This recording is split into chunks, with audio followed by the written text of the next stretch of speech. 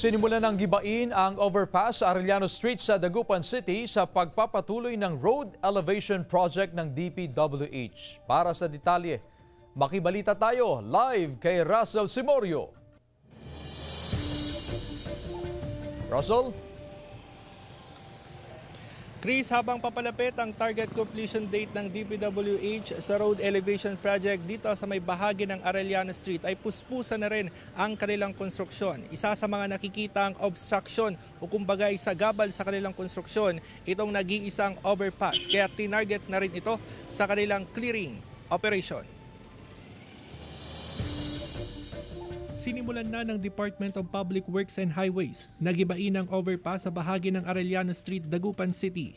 Pinayuhan ng mga residente na iwasang maglakad o lumapit sa overpass dahil takaw disgrasya na ito. Hindi na rin umano angkop ang disenyo at laki ng overpass para sa road elevation project. Dahil sa demolisyon sa overpass, peligroso ang pagtawid sa kalsada ng mga pedestrian.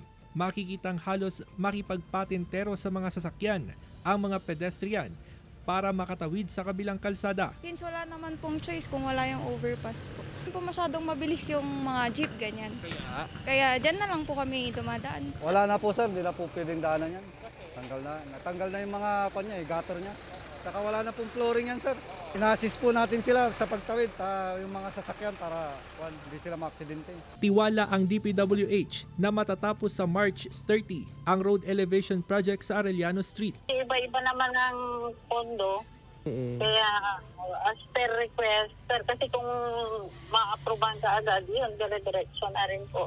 Habang kabi-kabilaan pa ang road elevation project sa lungsod, pinalakas ang POSA visibility sa downtown. Nagiging bottleneck lang natin ngayon every morning, peak hour ng morning dito sa may Burgos and then dun sa may ginagawang daan sa may Perez.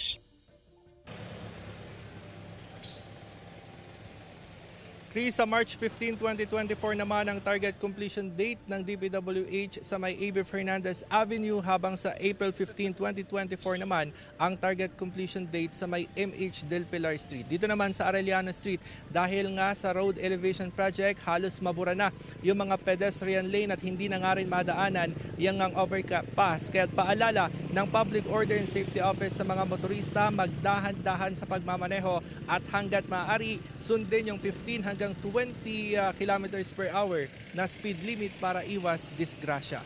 At yan ang latest mula rito sa Dagupan City. Balik sa iyo, Chris. Maraming salamat, Russell Simorio.